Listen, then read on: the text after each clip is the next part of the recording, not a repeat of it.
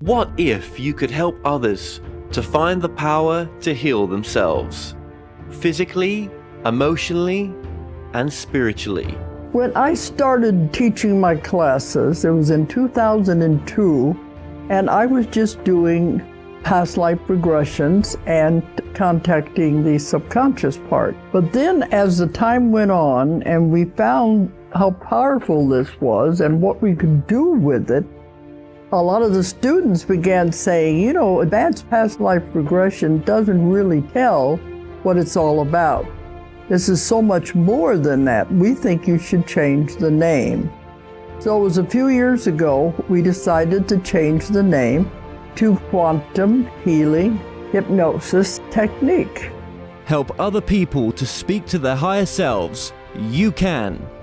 Dolores Cannon has taught thousands of people from across the world how to use QHHT. Now you can learn her method by going directly to themoreshow.com/QHHT. And don't forget to mention the discount coupon More Talks.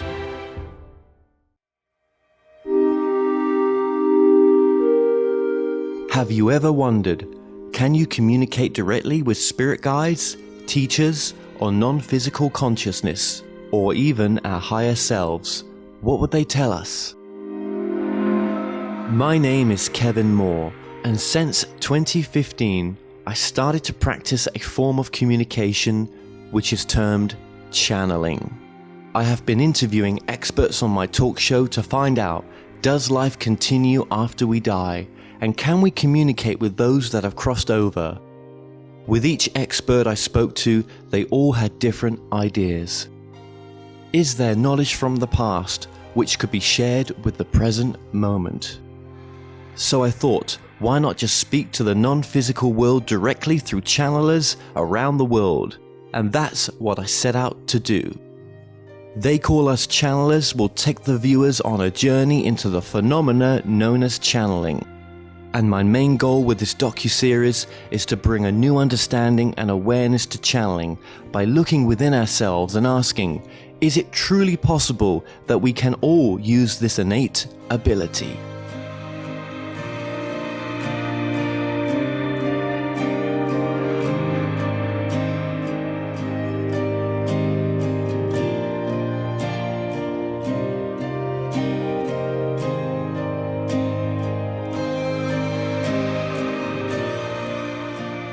Hi, my name is Thomas Workman. And I'm AJ Kavanagh, and together we are Intuitive Channels with Speaking from Source.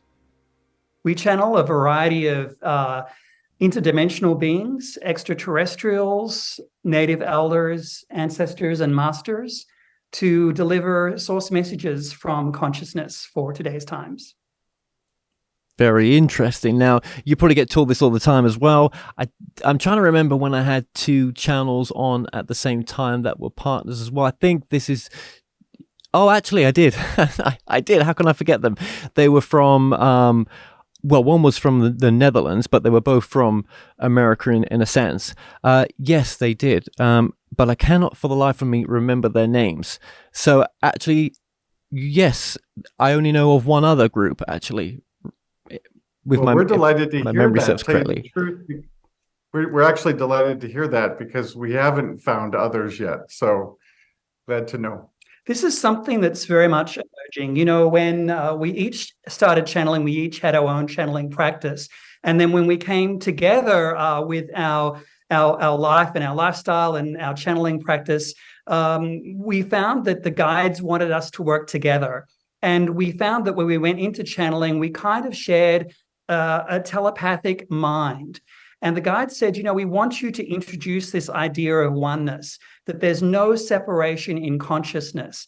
And it's interesting that, you know, there's at least one other dual channel out there because this is something that is emerging. You're seeing, you know, obviously with the number of people that you're interviewing, the aspect of channeling coming forward in the consciousness today. I take it all back. I've just remembered, I for some reason I thought the other was channeling as well, but they both need to be together for it to be the sort of best that it can be. But no, the other guy was not channeling. So no, you still take the status of being unique in that perspective. Well, there we go. There you There we go. Yeah. For whatever reason, no trophy. I feel so much better now, Kevin. I just want you to know. Yeah, you still won the heavyweight champion. It's all good. It's all good. So, okay, where did the journey start for you both then? Because I think for Thomas, I think this would have been in your late 50s, which I think you're still in there right now. This is something new for you in the channeling sense. So what is your individual journeys when it comes to channeling? Sure, and they were individual for quite a while. And for me, I did sort of discover the entire world of metaphysics later in my life. I had spent most of my life spiritually, but mostly around traditional religion, that sort of thing, never feeling comfortable there, knowing that there was something else, but didn't quite even know how to explore it. So I took an opportunity to begin to just dive in, and I did everything. I took every course, I did everything I could. I found a mentor, a wonderful mentor named Sheila Cash out of the DC area, and I literally just studied as much as I could. She invited me to a psychic circle, and I did that for a long time. And then one day she invited me to a channeling circle, a private channeling circle, invitation only. And I kind of thought, well, I hope the refreshments are good, because I can't imagine this is something I could do. It just seemed very foreign to me. But sure enough, the longer I was in the group, the more it was clear to me that I had been channeling for quite some time. I used to sit out on my patio and give full monologues. And I thought maybe I'm just a frustrated playwright. As I give these full monologues, and I realized later that this was all part of this channeling, these energies that were coming through me that were trying to express very clearly. They're always very important and very foundational. And so again, I just started to develop from there, continued my training, and then built it into my regular practice. And then I met AJ. So then you're the more sort of academic one then, in a sense, that you come from that space. Yeah. I guess I haven't. I like to say he's a smart one. You know?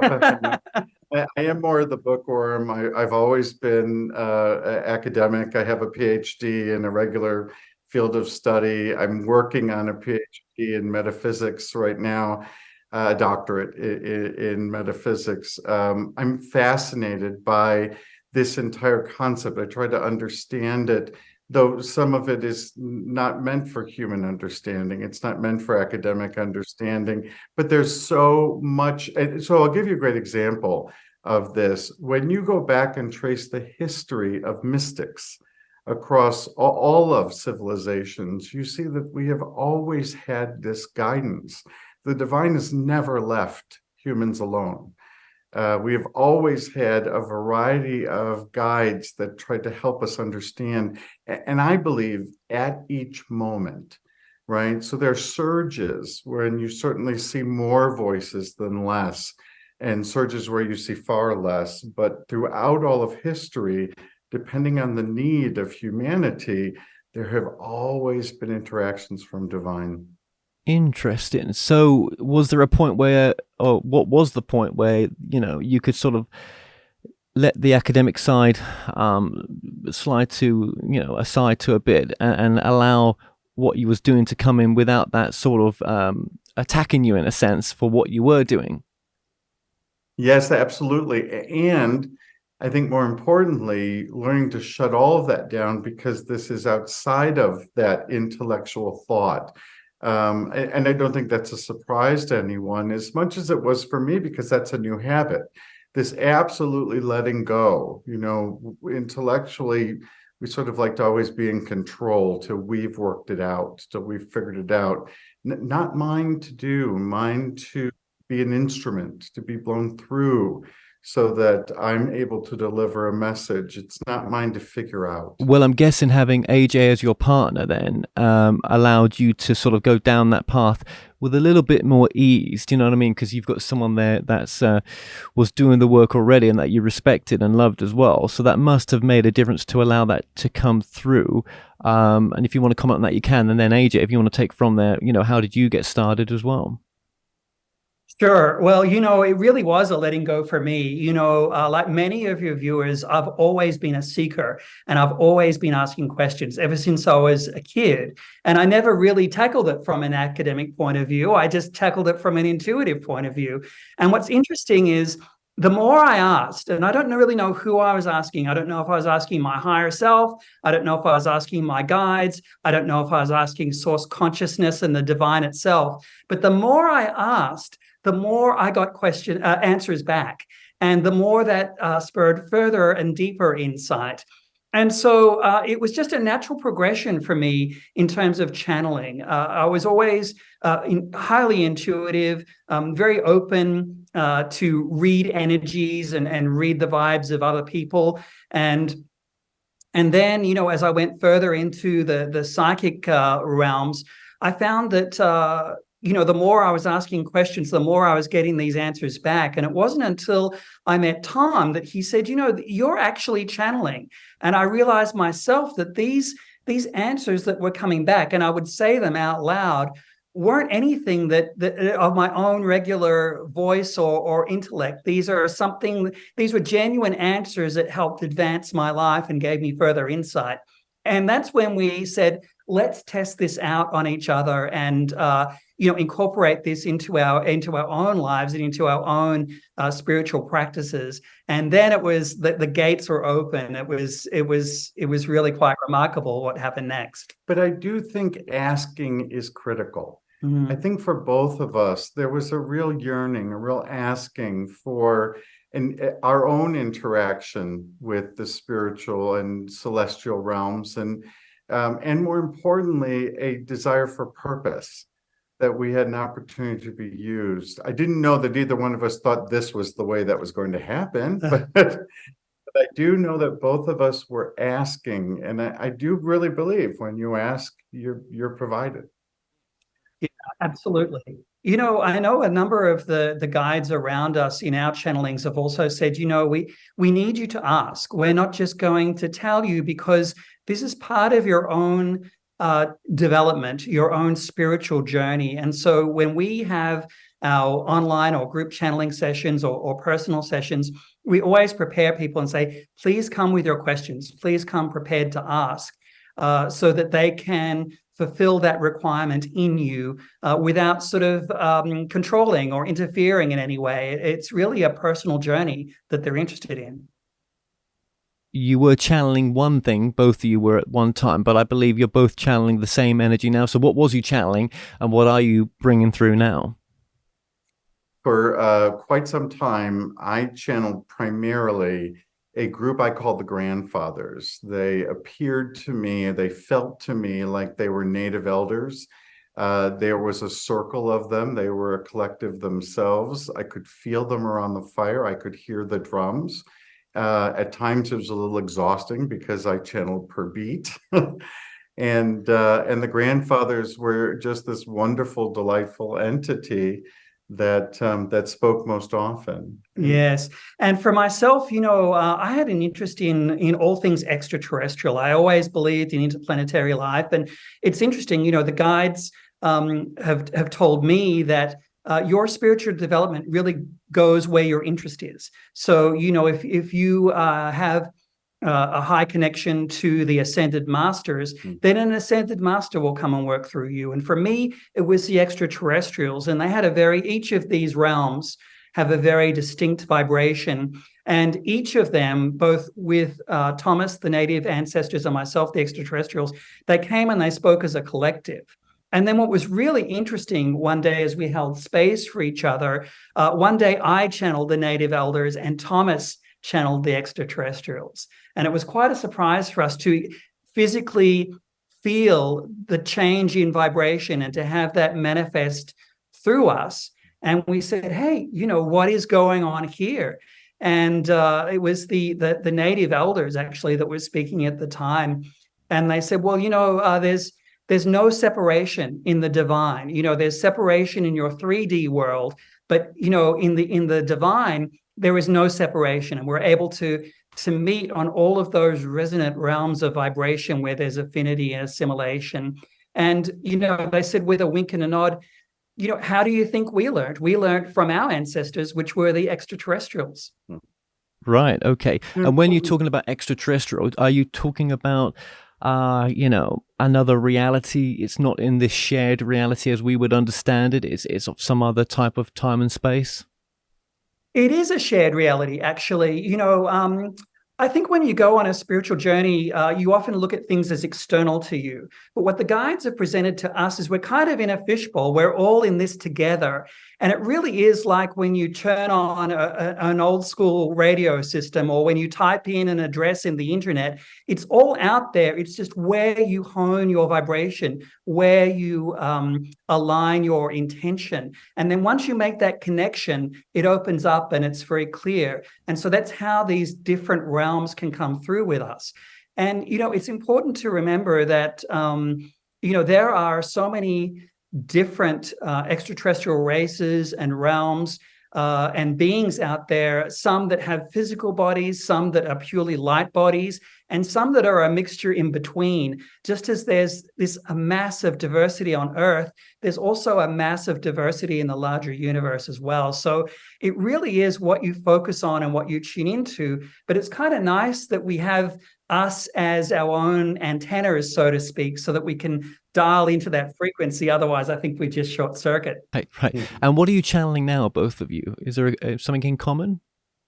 We call them the guides. And, what's really interesting, what we're talking about here is something we call universal mind. And the grandfathers, the other guides have all said to us, we all share one mind. And they've even given us this image of this ball that has different faces pushing through, saying we each have an identity, we each have a perspective, and yet we all share one mind. So we share intention, we share understanding, we share this commonality that transcends space and time. Quite honestly, it works a bit beyond. So it's interesting that when we channel, we call upon these energies that are closest to the light, that are of highest vibration. And we at times get angels, we at times get ascended masters. I think we get them a lot. The grandfathers come back, the extraterrestrials come back. We've had nature spirits come in, we've had animal spirits come in. What I think is important here, and what they've taught us, is that we will be whatever you need. So who will speak in that big ball, that big collective, is who needs to speak for you. In fact, there are times when they have said, if you have a religious background, then we'll appear as a saint for you, if that's easier for you, as an angel. If you have a Middle Eastern background or an Indian background, we'll appear as Shiva or as any of the other deities. That there is this flexibility within these realms, within this universal mind that says, our goal is to speak as you will hear us.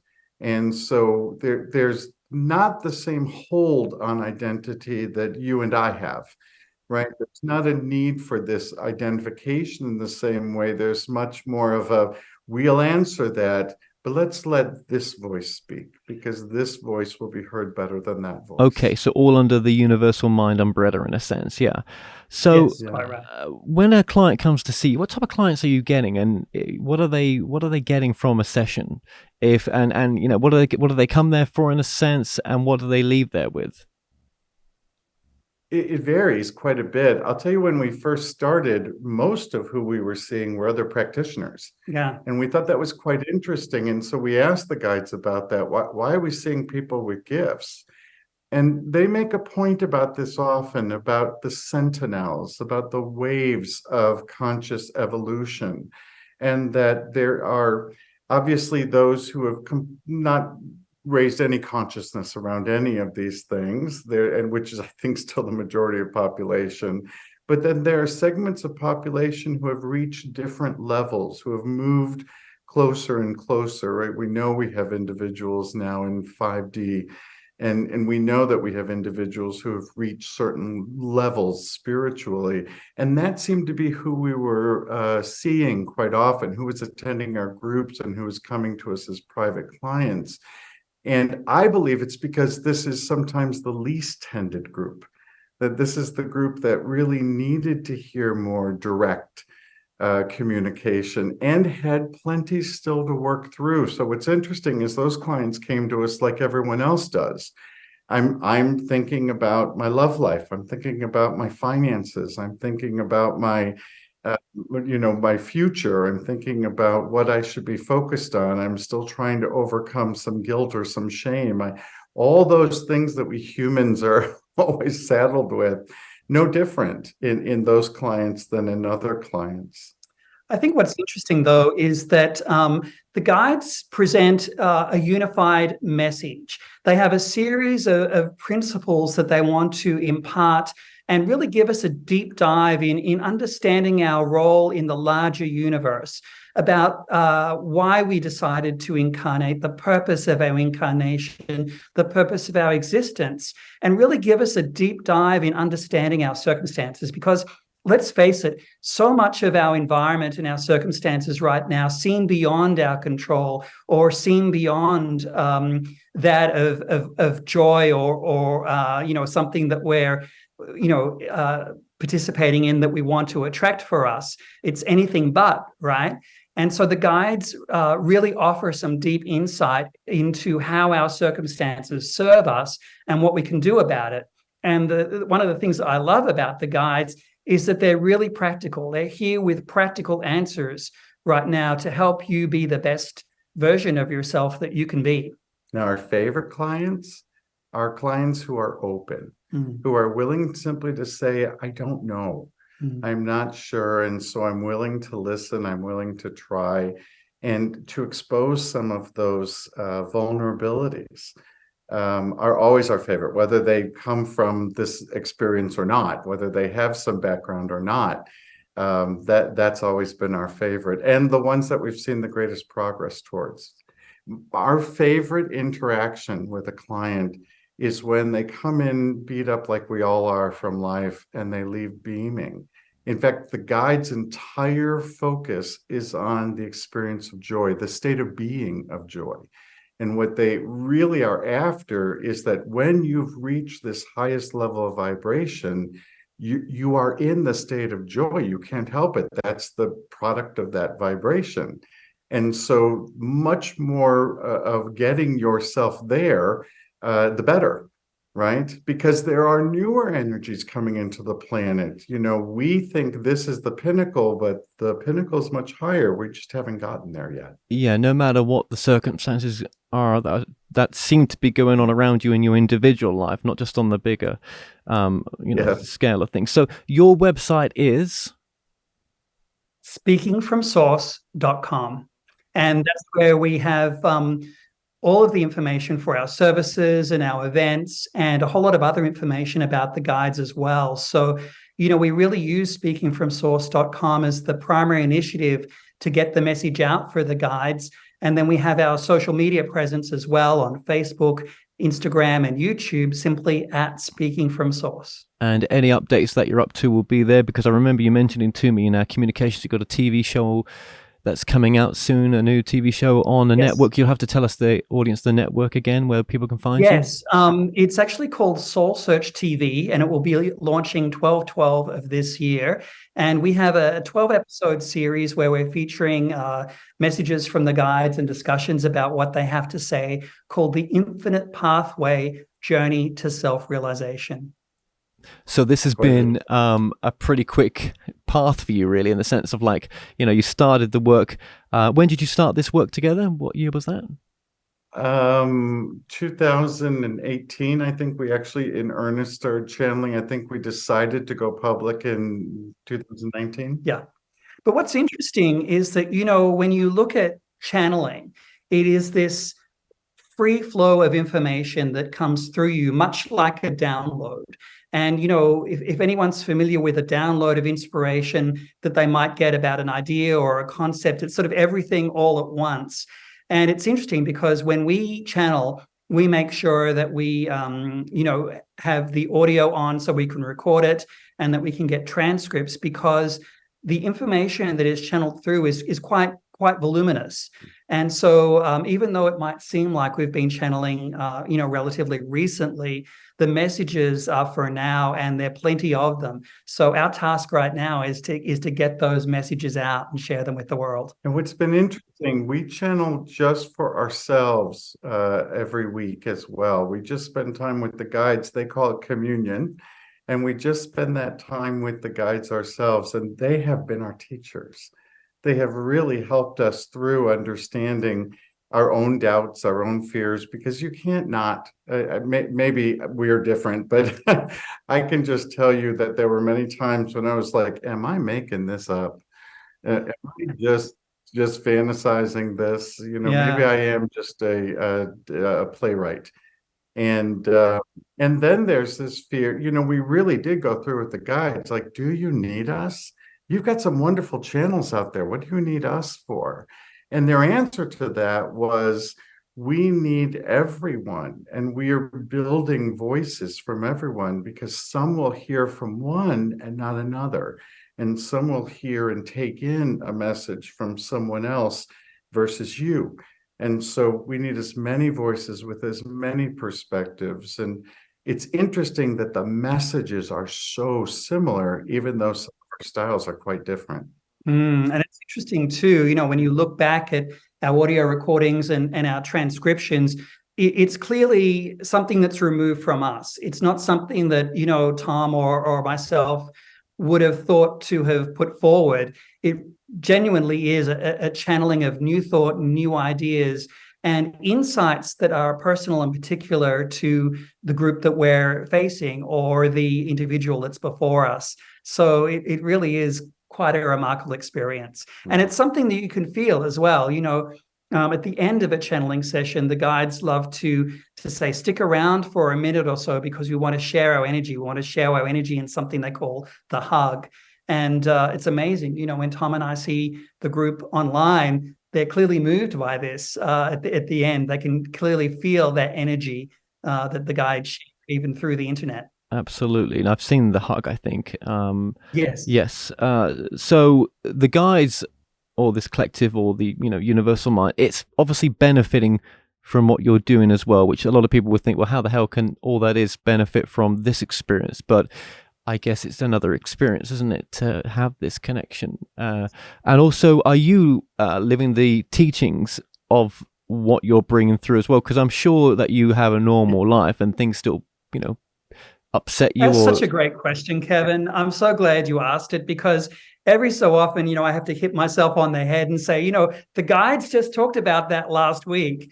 And it's interesting, because as they were preparing us for this public role, as we channeled every week, they would really show us in our personal lives and get us to experience, in a sort of microburst, if you will, certain experiences that led us to different understandings. And it's not always easy, I will tell you that much, but it certainly leads to phenomenal insight. And I can speak for myself, and I think I can speak for Tom too. It has changed us. It has improved us and expanded us in ways that have been truly quite remarkable. I think one of the most significant is just understanding this concept of wholeness and compassion, and that we are actually cause over our circumstances. There are things you can do that you can improve your life and improve the life of others and advance the consciousness of the planet. You don't have to live in sorrow or victimhood or lack.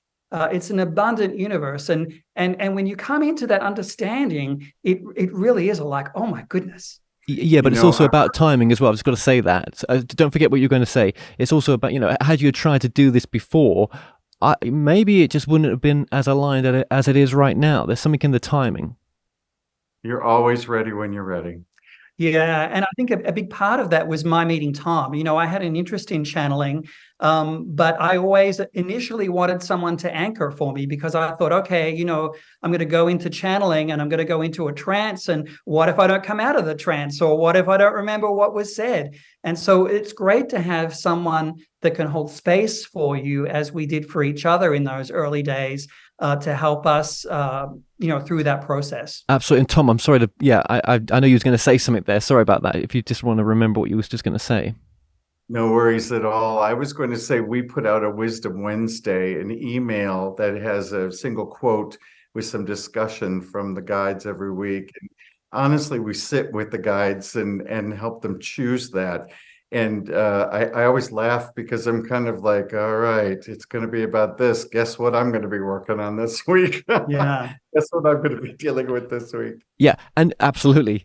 But not everyone's doing this work. And, some people with the work they're doing, they may not feel that they, well, it's my service to help others, but they're doing what they enjoy to do, but they wouldn't see it from that perspective like you may see it from, this is to help others as much as anything else. So there's so many different perspectives of what we're here to do. Your alignment is not someone else's alignment, yet what they're doing is, so far removed from this type of work, yet it's still a product of joy for them, which hopefully, is a help to others, but it may not look like it on a piece of paper. Do you know what I mean? If you were to sketch out what they're doing. That's very true. There's always that desire, I think, in each and every one of us to be of service or to help someone else at one point or another. And the guides say, yes, that is commendable. But really what they're about is enabling you to see and develop and shine your own light.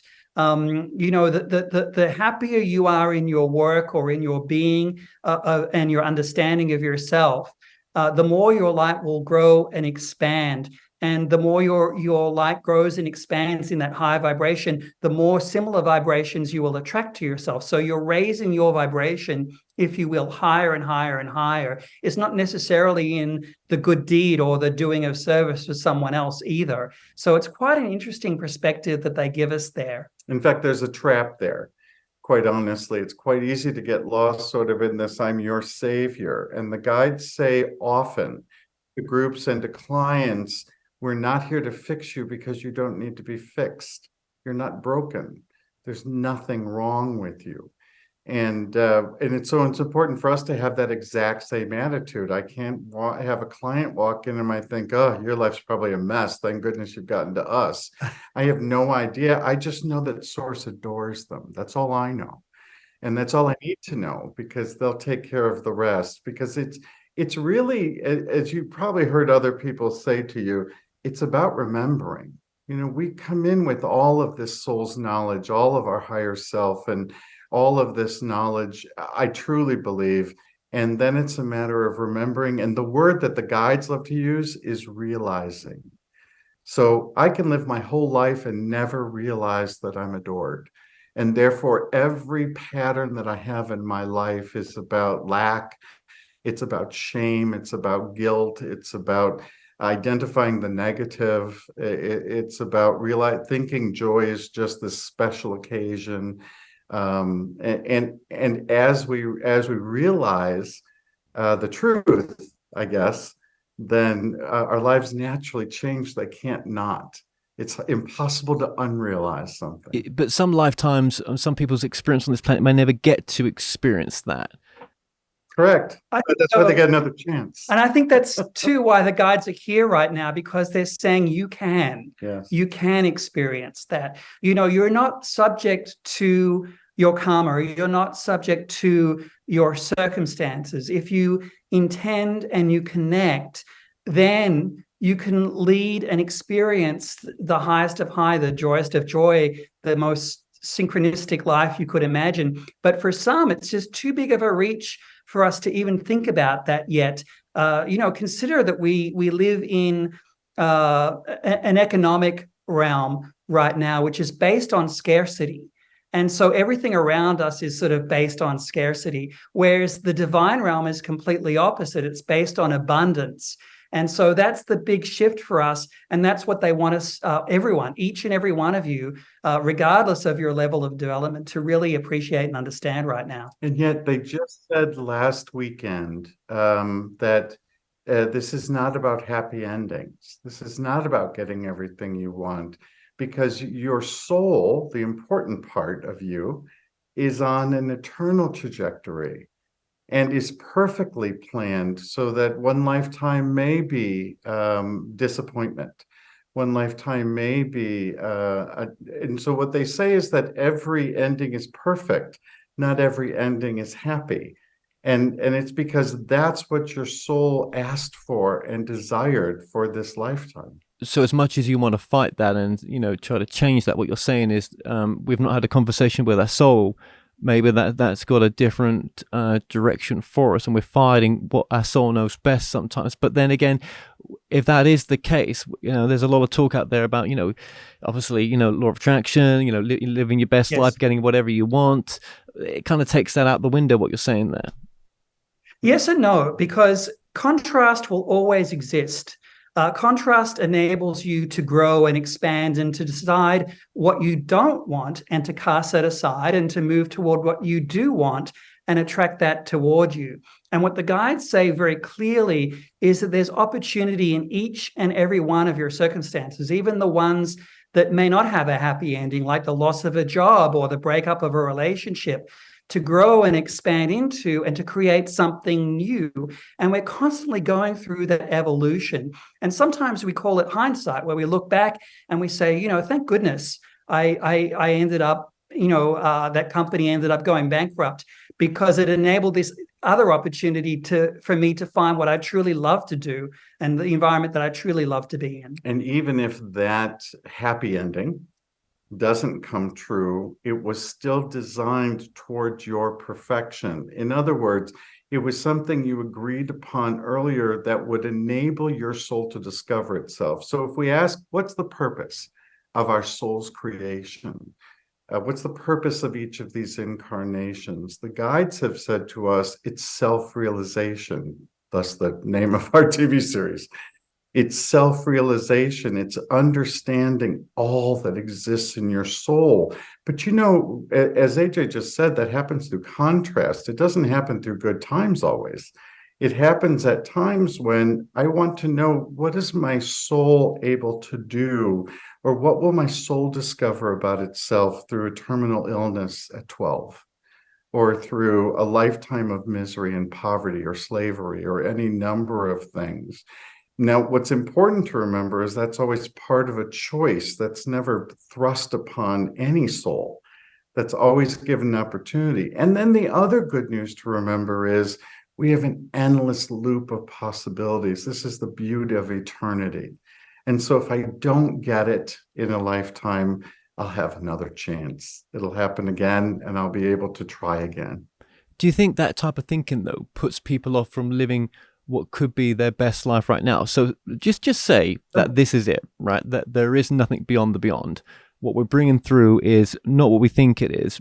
It's beautiful teachings that I still think has a value. Definitely, what we people like yourselves do, right? Because it is the best or closest thing to any religion that I would like to follow. And I know it's not a religion, but just it's all about love. It's all about the best that you can be. So say that this is the only lifetime, that what awaits us beyond is just nothing, and that's okay. We wouldn't know the difference, right? Are we putting ourselves off from getting to that pinnacle point in our life? That for some people that may say, well, I can't do it right now, I'll do it in the next life, it's fine. But what is that pinnacle point? I think what's important to recognize. Well, whatever it is that you may really want to do that you've just not achieved yet. You just don't give up just yet. Yeah, but you get somewhere. Just because, again, we humans think in terms of this kind of do it or don't, right? It's either all or nothing.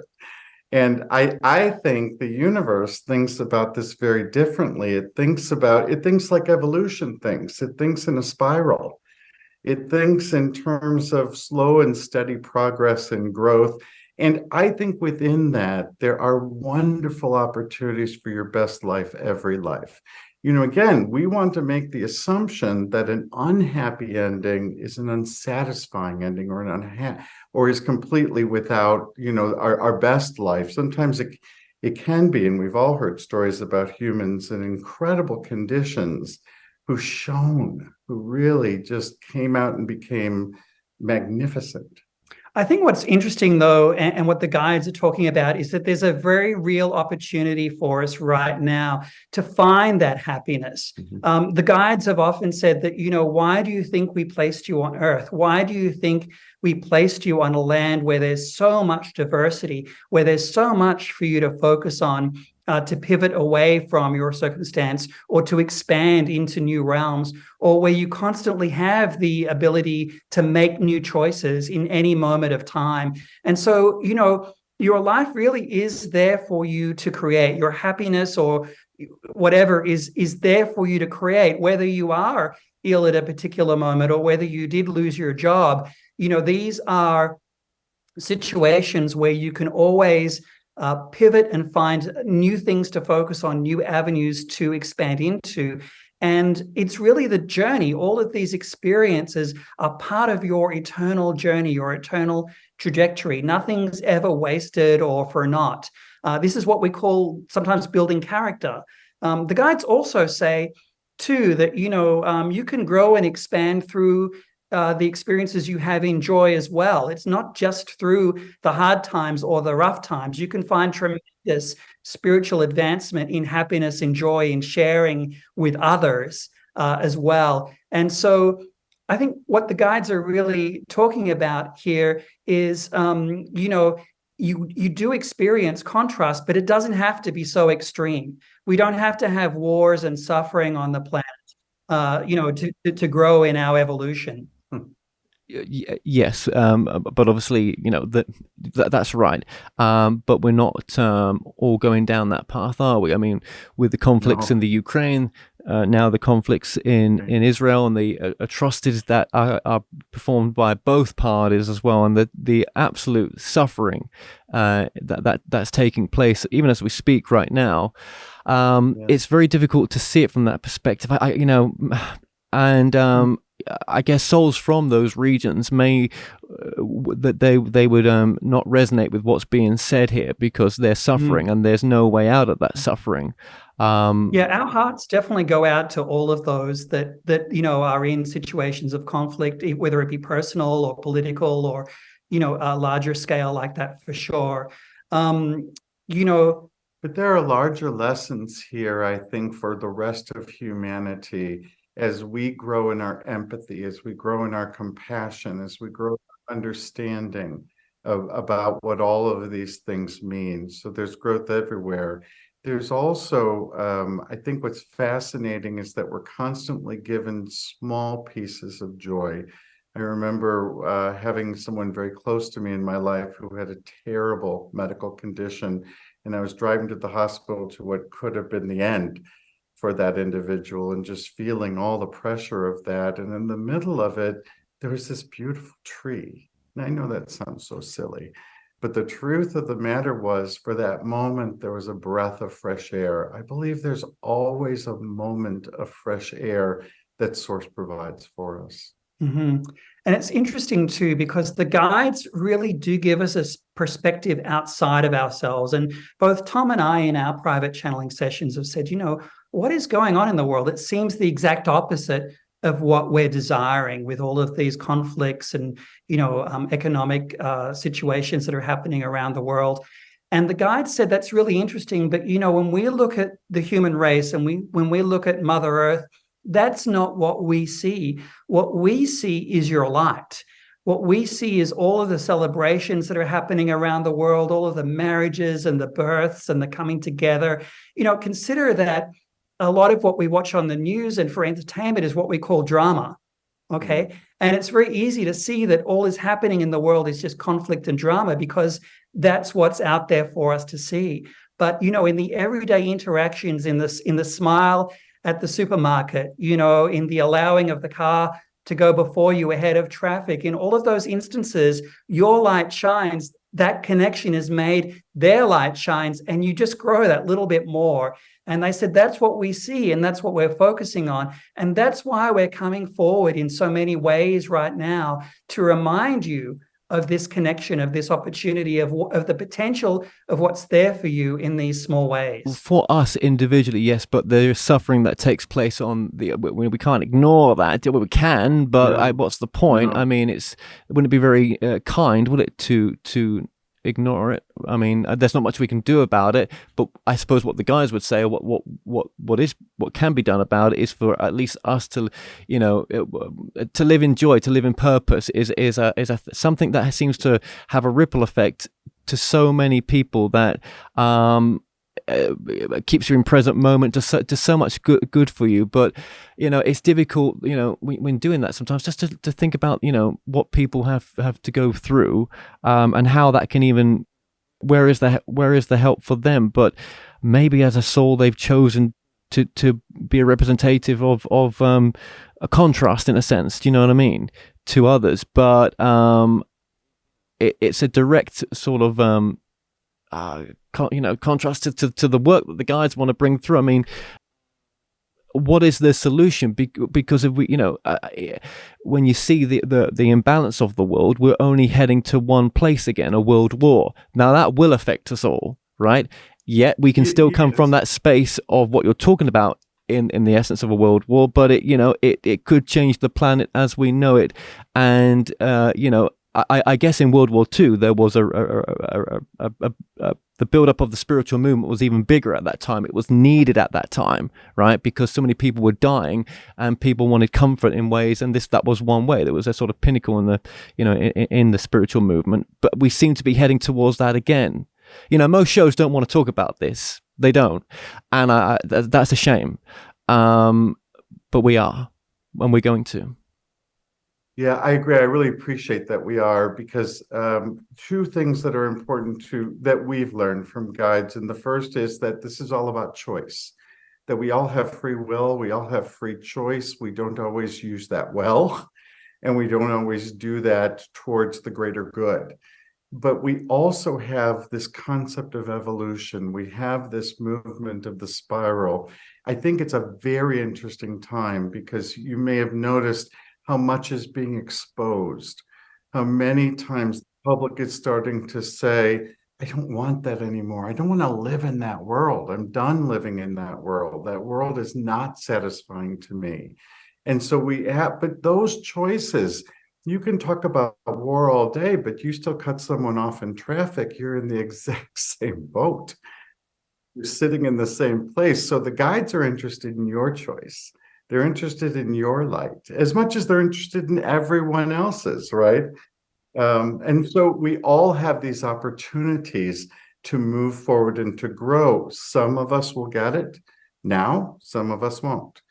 And I think that is the reality about the way in which evolution works. I think we have, like everything else, we have early adopters and we have laggards. I mentioned World War III there. I'm not sorry to cut you off there. I will let you go back to what you're saying. I'm not saying that's a definite that's going to happen. I don't want it neither, and I don't think it would be the end of what we've got, but it would change things, right?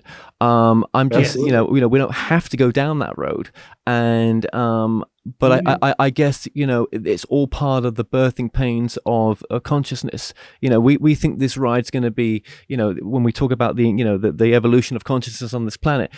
Yeah, great, but I don't think it's as smooth as we're being told. Oh no. For some, so it really is very much relative. It reminds me of a channeling that we did for ourselves a few weeks ago, and they said that the dark clouds are burning up. They're there and they're present. It's going to be a bumpy road for some, but beyond the dark clouds, there's always the sun. There's always something new that grows up to take its place. And if you consider the idea, when you outgrow your clothes, or when your clothes get worn out, or when they're simply out of date, you'll discard the old and you'll put on something new. And that's kind of what we're seeing right now in larger and smaller ways. And there's there's actually phenomenal light on the planet right now as people are making new choices in their careers, new choices in their relationships, new choices in their connection and understanding of the environment. This actually is a really dynamic and vibrant time on Earth right now. But you won't hear about it because it isn't good TV. It's exactly right. It's exactly right. So, that's why we have so many emerging channels coming forward to say, look, there's phenomenal stuff for you to look at and to focus on and to make choices toward that will enable your light to shine and the light of others to shine together with you.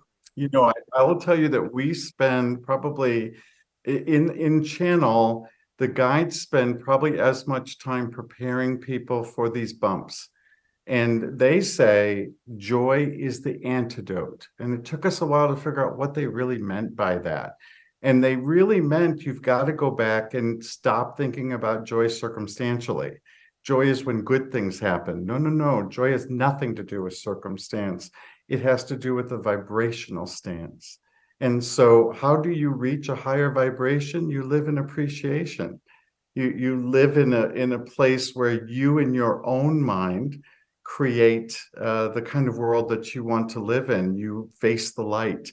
And in that way, they really teach people live in joy, and then you'll get through any circumstance. Absolutely. And I think that's part of the solution to some of the things I was touching upon there is to go into that purpose, that joy, whatever it is, right? And if it's not what it turned out to be, I'm sure that, then there's the other part of your journey that's about to start as well, right?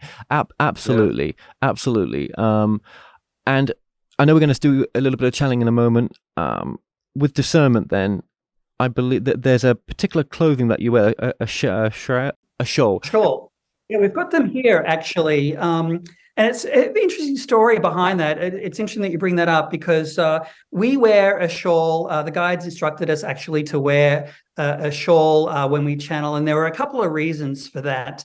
One was that when we wear a shawl, it's our indication to ourselves and to everybody else that we're stepping into channeling mode, that we're ready to channel and bring in the energy of the guides. It's also a layer that we put on ourselves, kind of like an armor of light, so to speak, that keeps us focused, of high energy into the divine. And you can see here that with our shawls that we place on each other, there's some geometric designs and the like. So it's a real high vibe type of shawl that we use, and it really just enables us to have terrific focus when we bring in the guides for channeling. I think it's not unlike the prayer shawls that are worn by Israelites often. And so when they first told us that, we didn't quite know where to go. I didn't know if we had to go to a place and get prayer shawl. And so I started looking on Google, and of course the guides who are so wonderful took us right to this beautiful website where these really modern, wonderful shawls exist. And yeah, we kind of fell in love with them from there. But that does help you with discernment as well, in a sense. And what's allowed to come through and what's not allowed to come through, in a sense. Yeah, we do spend a lot of time in intention and preparation, in anchoring our chakras and bringing in, the highest and the truest and the best, so to speak. And because we have a regular spiritual practice, the guides are familiar with this idea of, our shawls and the procedures that we do to connect specifically with them. So there's nothing too random about it. It is very intentional. Interestingly enough, and you'll hear it when we get started because we'll do a bit of this invocation, we can't not. They have really taught us an awful lot about the chakras, and they utilize the chakras as a pathway toward that realm. And that's been fascinating to learn. We have an awful lot that we're still learning from them about that. Absolutely. Well, thank you for doing this. I appreciate everything you've said so far. It's definitely needed. Thank you. You're welcome. Thank you. So shall we bring in the guides? Okay, right, we'll take a few minutes here. I'm going to do this out loud because I always encourage an audience to join us in this part. We're all in the process of focus. We're all moving our sight, if you will, our second sight. towards this direction. So we're going to begin with 3 deep breaths in and out, in and out, in and out. As we feel that breath in, we feel the gift of life that is ours constantly, always, feeding every cell of our bodies, maintaining our life, simply available to us through a breath in, a breath that also serves as a pause, a way of separating ourselves from the moment when it is necessary for us to do so. An exhalation that allows us to simply release and let go, to place back out into the atmosphere that which no longer serves us. This free gift of choice given to us each and every moment. And so we feel each of the chakras begin to open for us. We feel our root chakra setting for us our security, anchoring us into Mother Earth, who holds us steady and raises up her energy toward us, met by the divine energy from our crown now open, joining us in the heart and spreading throughout our entire chakra system. We feel the creative energy of our sacral chakra. We feel our own individual, unique soul's identity in our solar plexus. And we feel these lights begin to shine, and feeling with our breath the energy of our heart chakra, our inborn compassion, a part of our human design, as is our identity, as is our creativity, as is our security. And we move up to our throat chakra and feel the light blue light that shines out, enabling us to express all of these gifts that exist for us within our energetic systems. Now to our third eye, which opens a beautiful window beyond this dimension, beyond this time and space, out into the astral realm, where we call out upon our guides, asking them to join us now and to speak.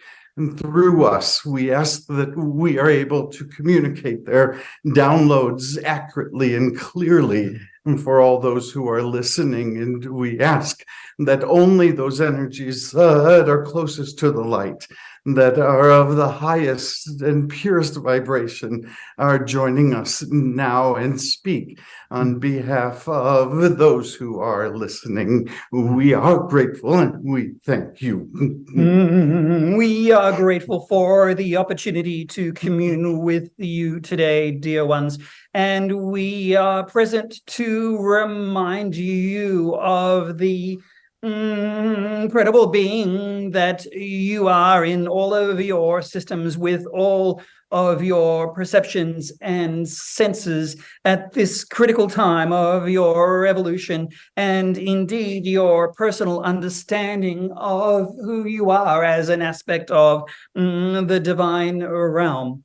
We remind you at this time of your critical ability to discern, to choose for yourself how you will view your circumstances, how you will view others. For in this discernment is your moving toward your own light and the light of others. And as you do so, you expand your light, you expand your consciousness into understanding and compassion and awareness of all that is and all that is possible for you. We are grateful for this conversation, and we consider this always conversation with you. We wish you to join with us in conversation far more often. Why we have surrounded you with many guides, none of which you can see, none of which you can hear, none of which write a note to you, but that are speaking to you regularly. And if you listen, if you enable yourself to listen carefully, you shall hear them. You shall hear them cheer you on. They are not guiding you. They are not directing you. They shall not tell you what to do, for they need not. They know that you are a creature of choice and that your soul is unique, that your soul was created to complete the universe. Yes. And therefore, you do not need them to do anything but to cheer you on, to guide you along, to remind you of how much you are adored by Source. And these gifts are available for you at all times, and so we encourage you to invite the divine into these important conversations about life and about death, about difficulty and about ease, about flow and about bumps that occur for each of you, for in that is the growth of your consciousness, in that is the growth of your soul, remembering that it has lifetime upon lifetime upon lifetime to get it improved, yet never complete, never fully done, for there's always more to discover, always more to grow. We are anxious to have you join in this conversation with us now.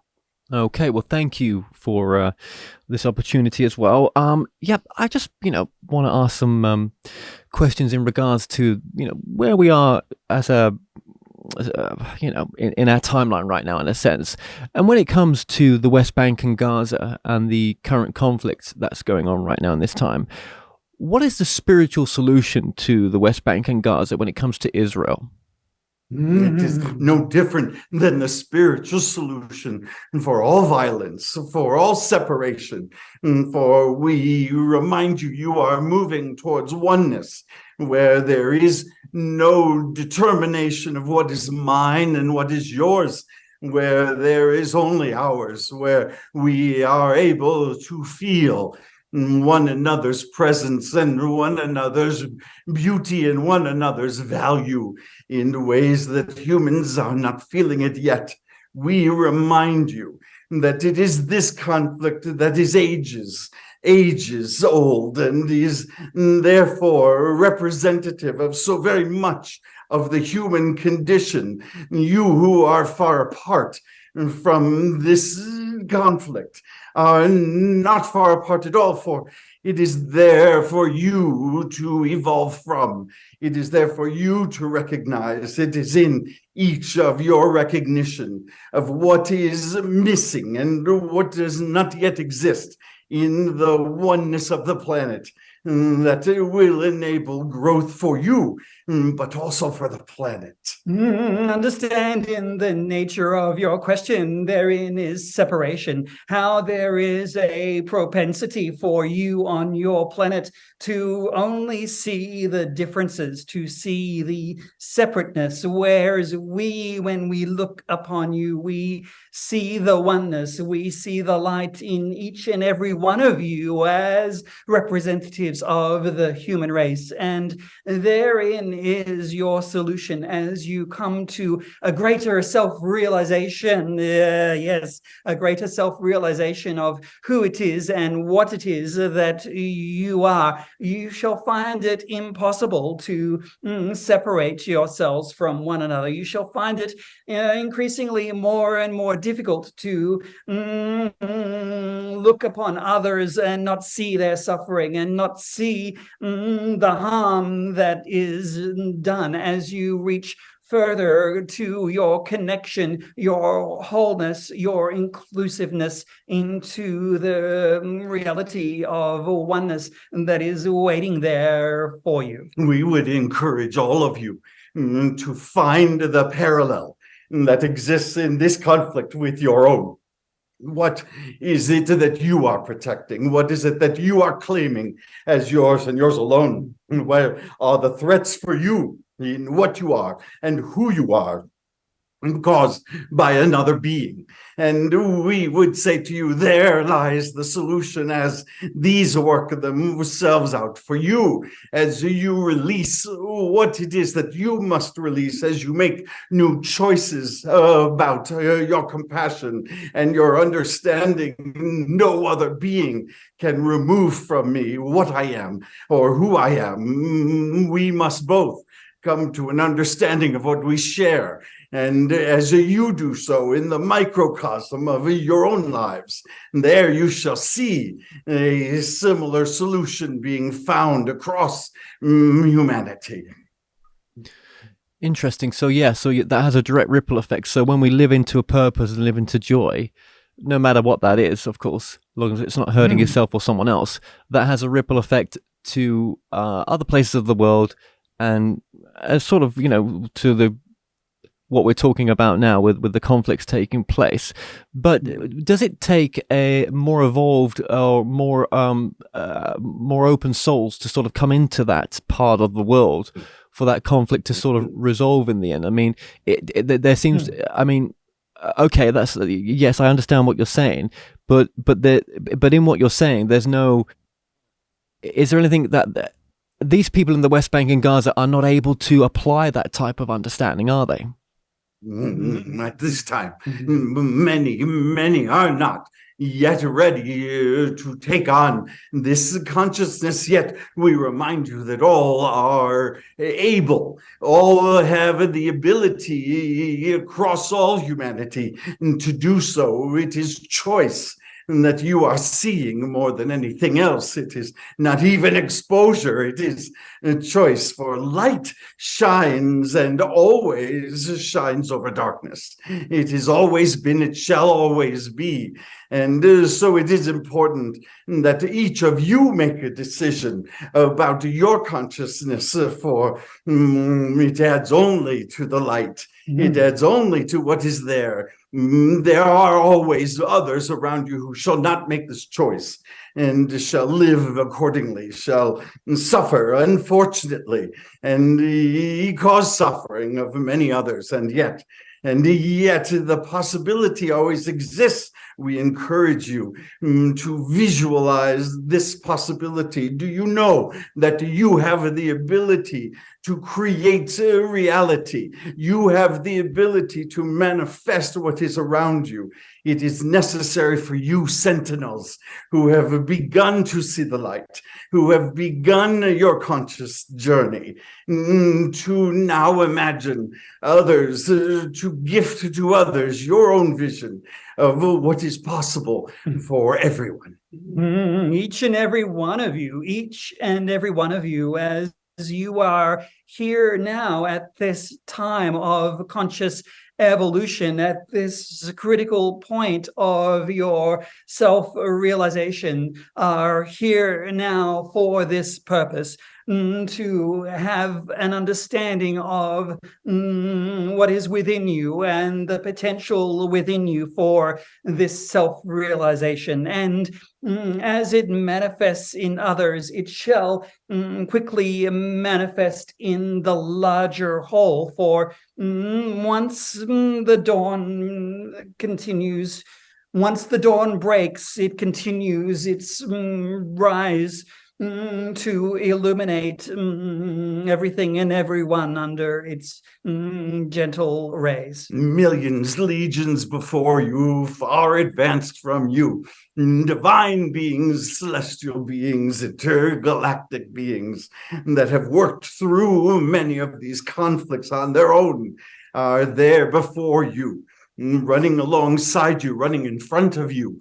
And you are not alone. You are never alone. It is easy for you to see, for you only listen to the worst of reports, that all is falling apart. And yet we encourage you to open your eyes and to see the legions that are in front of you, that are guiding the light towards all places where it is necessary.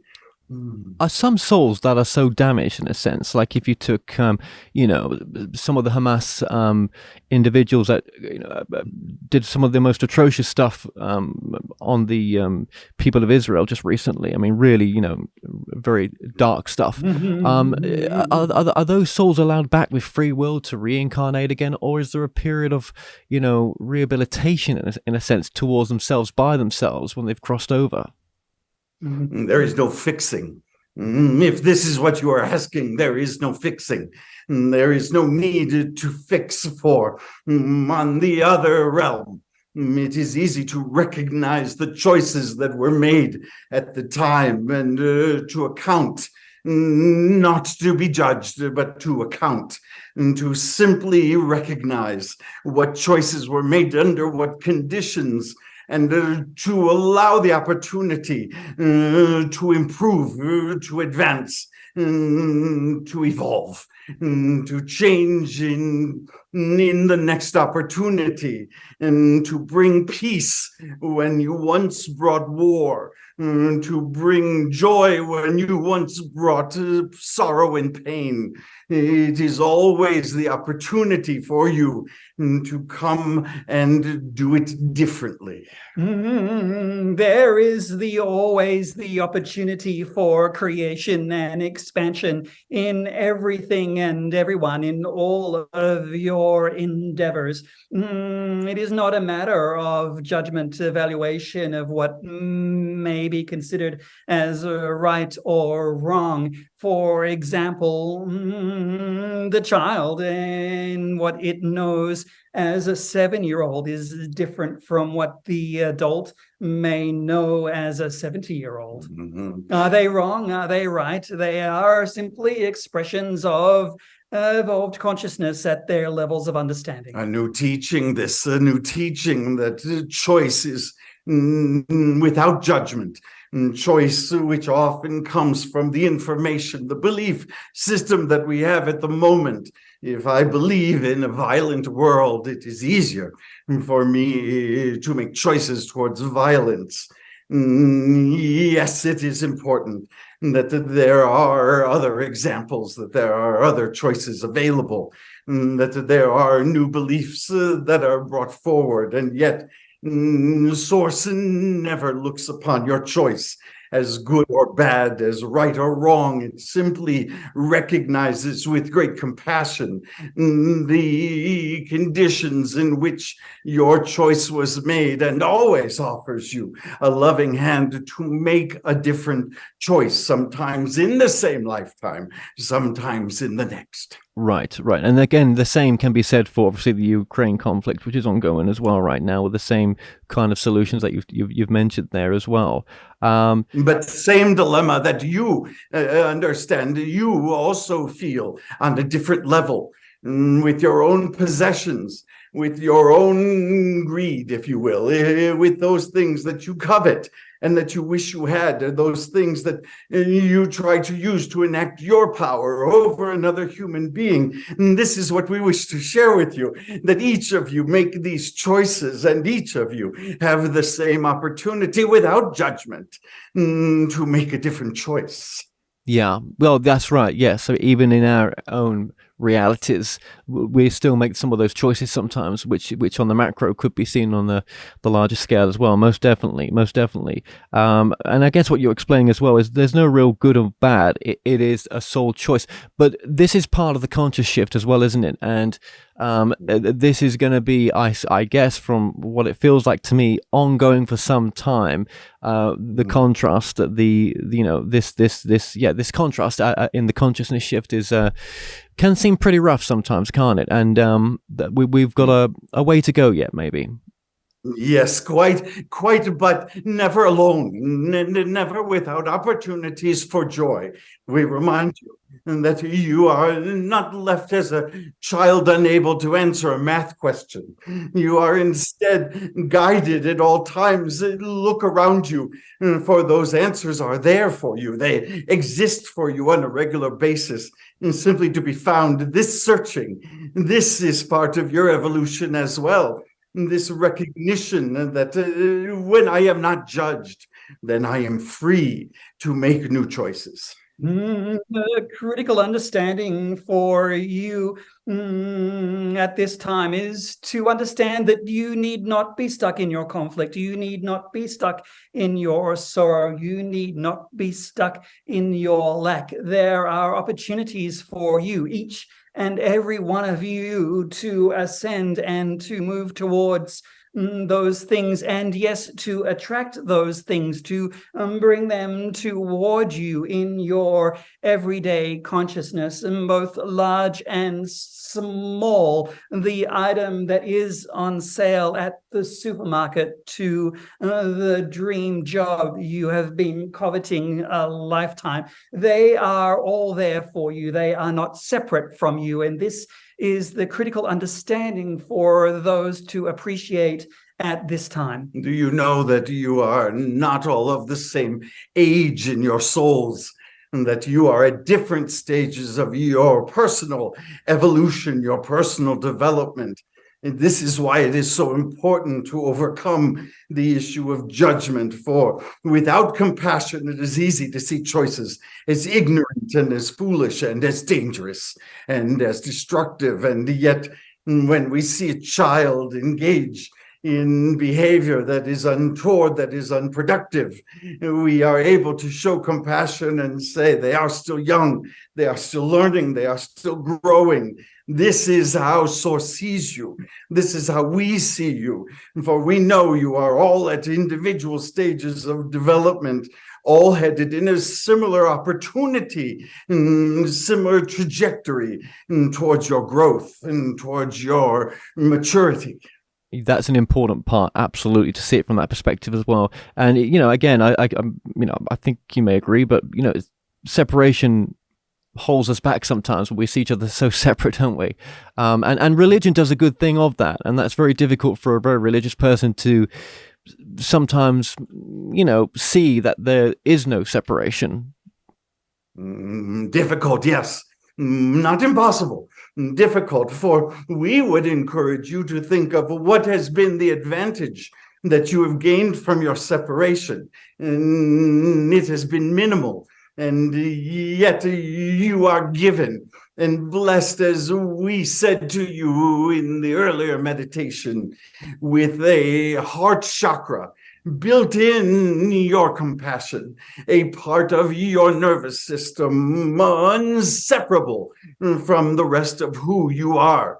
We would encourage you to spend more time with this energy center, for it is already there. It is already waiting for you. In compassion lives the antidote to separation. Right, and to also see that sometimes transition, as in spiritual transformation, it's not always a happy-go-lucky type of transformation as well. Sometimes it can be a violent transformation in some respects, but it's still part of the transformation. Need not be, yet it is whatever is needed for you.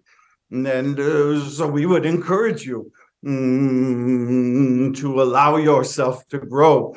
For it is resistance that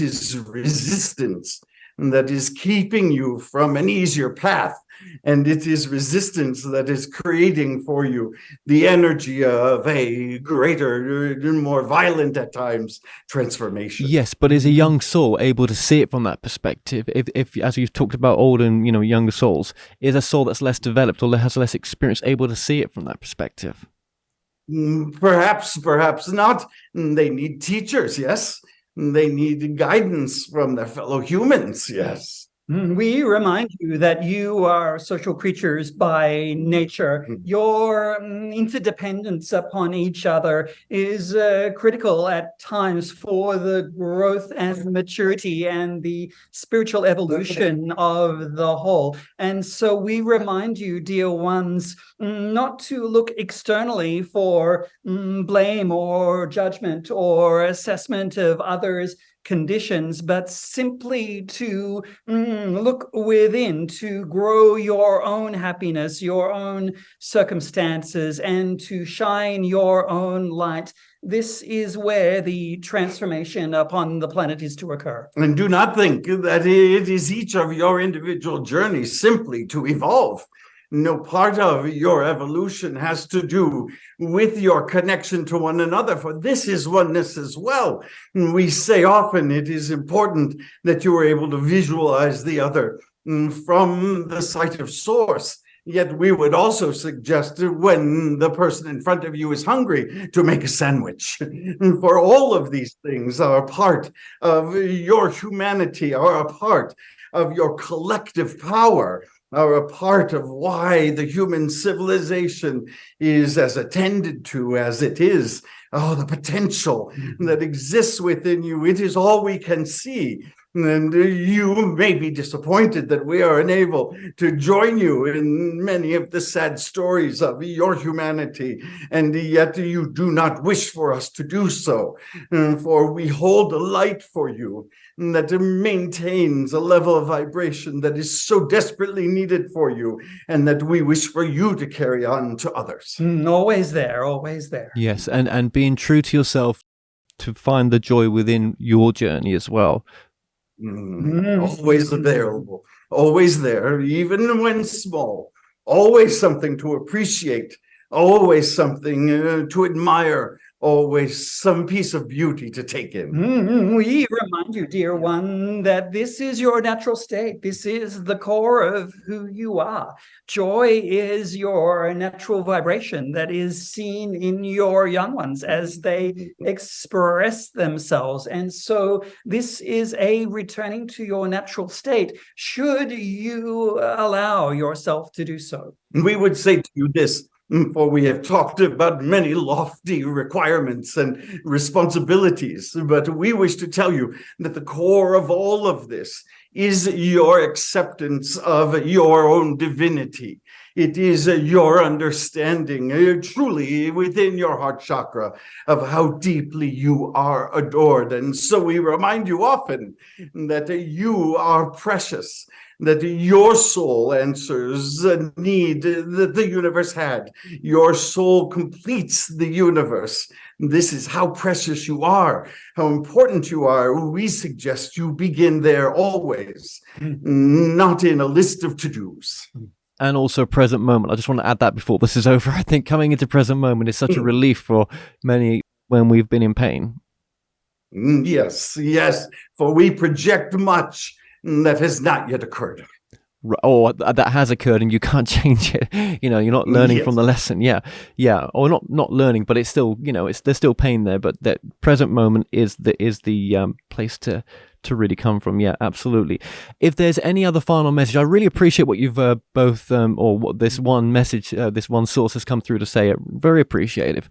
So I'll leave you with the last message. Dear one, we shall leave you as we always leave others, with an understanding for you to appreciate how vital you are in the grand scheme of things, what an essential part your incarnation is at this time, and to remind you of your light that is there for you to discover, for you to expand upon, and for you to connect with all those that are waiting to experience you and to love you and to share with you. For you are so deeply adored by consciousness. You are so deeply treasured for the experiences that you are undertaking in this incarnation right now. And so we leave you with an energy of this love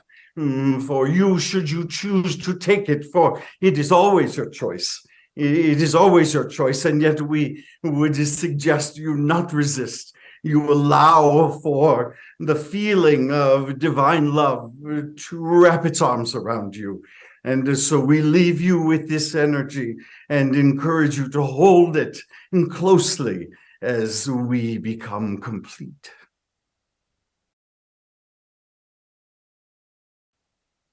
Okay, AJ and Thomas, I'll just let you just come back in there. I thought that was very marvelous what was said there. And Oh, yeah, thank you. very appreciate what you both had to share there as well. So just remind us one last time, your website is speakingfromsource.com. You'll find information about the two of us there and about the channelings that we do.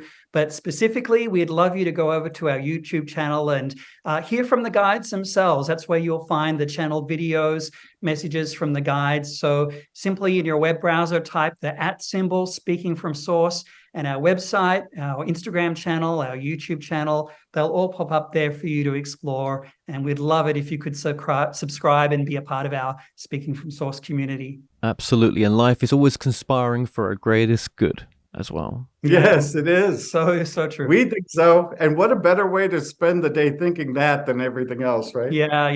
And I just want to share with you right now, I don't know if you can perceive it, but we're looking at you and I see that you are lighter.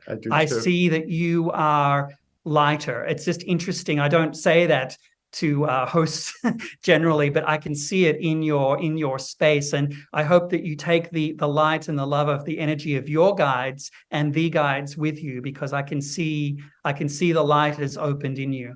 Yeah, you're quite adored.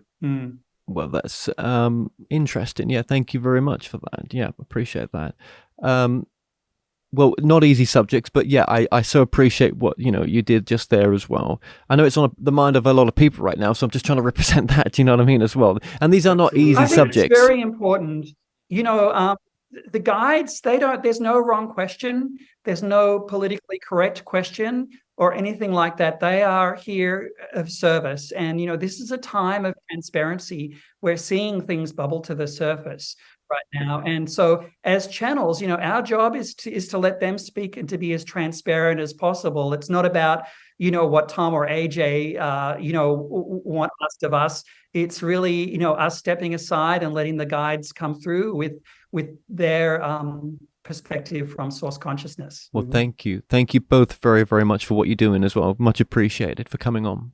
We're so grateful for what you are doing too in this docu-series and everything that you're doing. Thank you.